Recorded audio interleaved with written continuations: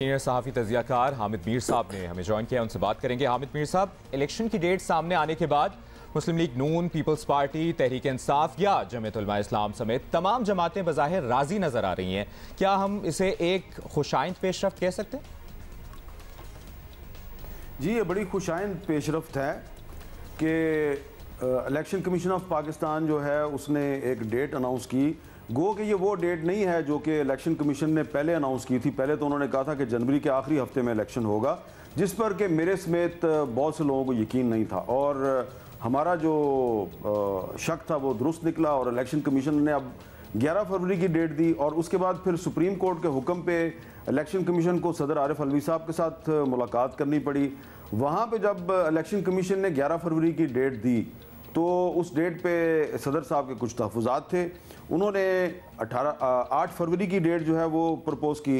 अच्छी बात है कि जो इलेक्शन के इनेकाद के हवाले से जो बेयकीनी के गहरे बादल थे वो आहिस्ता आहिस्ता ख़त्म हो रहे हैं।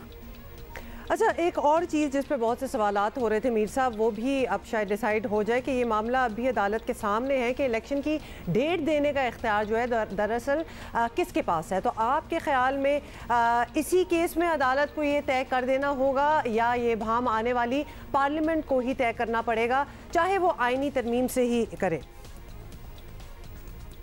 देखें, मेरा तो जो ख्याल है वो ये है कि इसमें आईनी तरमीम की ज़रूरत नहीं है और बिल्कुल शुरू से ही मैं अपने इस मौक़िफ़ का इजहार करता रहा हूँ कि आइन के आर्टिकल 48 की सब क्लॉज 5 बहुत क्लियरली बताती है कि जब असम्बली ख़त्म हो जाए तो फिर सदर जो है वो 90 दिन के अंदर इलेक्शन के लिए डेट अनाउंस करेगा। तो ये जो 48 की सब क्लॉज 5 है उसमें तो ये इख्तियार सदर का है।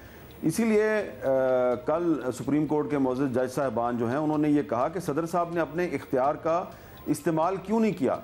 लेकिन इसके अलावा भी एक आर्टिकल है 224 वो भी ये कहता है कि 90 दिन के अंदर इलेक्शन होना चाहिए और सदर को डेट अनाउंस करनी है। तो सदर के पास इख्तियार है, इस पर आइन बड़ा क्लियर है।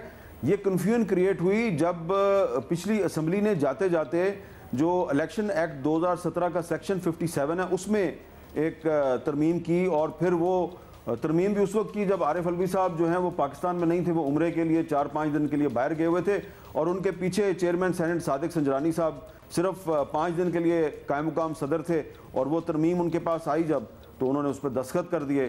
तो इससे कन्फ्यूजन क्रिएट हुई है। लेकिन सुप्रीम कोर्ट ने जब ये कल कह दिया इलेक्शन कमीशन को कि जाइए जाके सदर आरिफ अलवी से मशवरा कीजिए, तो इसका मतलब है कि सुप्रीम कोर्ट ने क्लियर कर दिया कि अभी भी जो इख्तियार है इलेक्शन की तारीख देने का वो सदर आरिफ अलवी ही के पास है। और इसीलिए उन्होंने जो इलेक्शन कमीशन की प्रपोज डेट है 11 फरवरी उसको उन्होंने तस्लीम नहीं किया। अच्छा मीर साहब, इलेक्शन की तारीख तो आ गई है, अब सवाल ये उठेगा कि चेयरमैन तहरीक इंसाफ इसका हिस्सा होंगे या नहीं। बिलफर्ज वो इलेक्शन लड़ने के अहल नहीं रहते तो पीटीआई तहरीक इंसाफ की बतौर जमात इंतखाबी परफॉर्मेंस पर आपके ख्याल में क्या असर पड़ सकता है? मेरी जो इस मामले पे जो मेरी पर्सनल ओपिनियन है उससे शायद आप या बहुत से लोग इत्तेफाक ना करें, लेकिन देखें कुछ चीज़ें ये हैं, ये पाकिस्तान है, ये कोई आइडियल डेमोक्रेसी तो है नहीं है।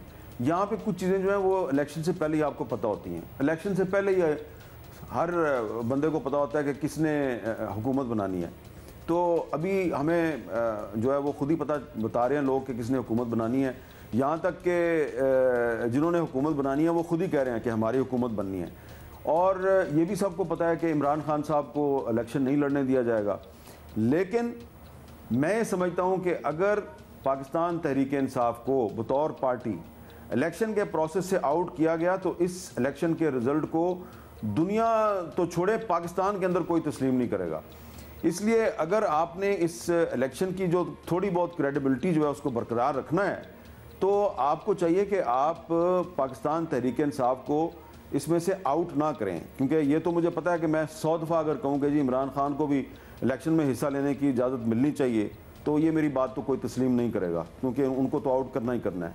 लेकिन अगर तहरीक इंसाफ को भी आउट कर दिया तो फिर इसका मतलब यह है कि ये वन वे ट्रैफिक थी, एक यकतरफा इलेक्शन था जिसमें कि तहरीक इंसाफ के जो मुखालफीन हैं उन्होंने आपस में इलेक्शन किया और इस इलेक्शन के रिजल्ट को कोई तस्लीम नहीं करेगा।